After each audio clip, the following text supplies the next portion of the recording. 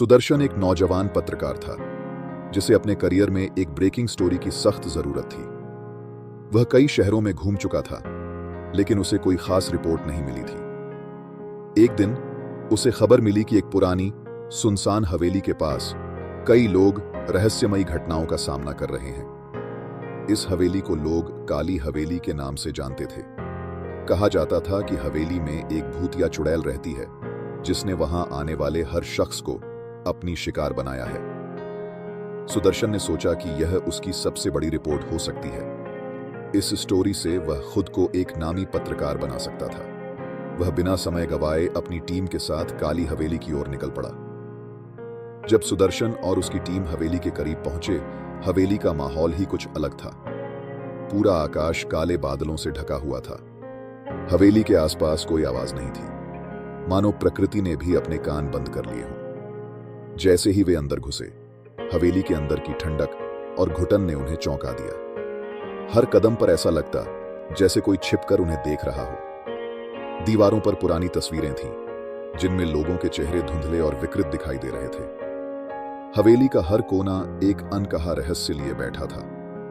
सुदर्शन ने अपने camera set किया और अपनी टीम को निर्देश दिए कि वे हर अजीब घटना पर नजर रखें। लेकिन जितना ज्यादा वे हवेली में घूमते गए, उतनी ही चीजें अजीब होने लगी। एक अजीब सी गंध हवेली के कमरों में फैलने लगी और अचानक दीवारों से हल्की सरसराहट की आवाजें आने लगी। हवेली के दूसरे मंजिल पर एक बंद कमरा था। सुदर्शन ने दरवाजा खोला और वहां एक पुरानी अलमारी में एक डायरी मिली। डायरी पर धूल जमी हुई थी, लेकिन वह अभी भी पढ़ने लायक थी। सुदर्शन ने उसे खोला और पढ़ना शुरू किया। उसमें एक औरत के बारे में लिखा था जिसे गांव वालों ने चुड़ैल मानकर जिंदा जला दिया था। वह औरत हवेली में रहती थी और अपनी कला में माहिर थी, लेकिन लोग उसे गलत समझ बैठे थे। उस डायरी के आखिरी पन्ने पर लिखा था, मैं वापस आऊंगी और हर वो इंसान जो इस हवेली में कदम रखेगा, उसका अंत मेरे हाथों होगा। सुदर्शन ने इस डायरी को पढ़कर मजाक समझा, लेकिन उसके साथ ही घबरा गए। तभी अचानक हवा चलने लगी और एक अजीब सी हलचल होने लगी। सुदर्शन को अब समझ में आ रहा था कि मामला जितना वह सोच रहा था, उससे कहीं ज्यादा गंभीर था। जैसे जैसे रात ढलने लगी, सुदर्शन की टीम के सदस्य एक एक कर गायब होने लगे।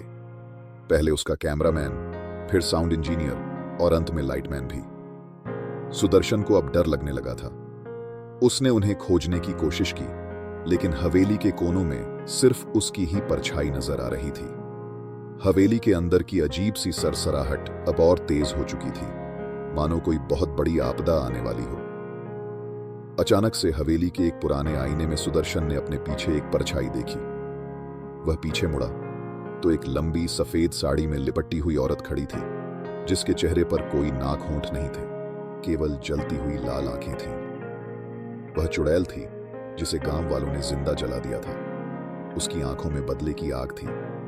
वह धीरे धीरे सुदर्शन की तरफ बढ़ने लगी और उसकी गुस्से भरी निगाहें सुदर्शन को जकड़ रही थीं। सुदर्शन भागने की कोशिश करने लगा, लेकिन हवेली के दरवाजे बंद हो चुके थे। चुड़ैल ने सुदर्शन का पीछा करना शुरू किया और हवेली के अंदर हर कदम पर उसकी हंसी की आवाजें गूंज रही थीं। सुदर्शन के सामने अब सिर्फ दो रास्ते थे, या तो वह बच जाए या वही अंजाम भुगते जो उसकी टीम के बाकी सदस्यों ने भुगता था।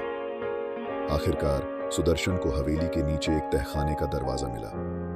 वह तुरंत उसे खोलकर नीचे चला गया। तहखाने में एक पुरानी मूर्ति थी, जिसके चारों ओर तांत्रिक चिन्ह बने थे। तभी चुड़ैल वहां प्रकट हो गई और उसने सुदर्शन पर हमला किया।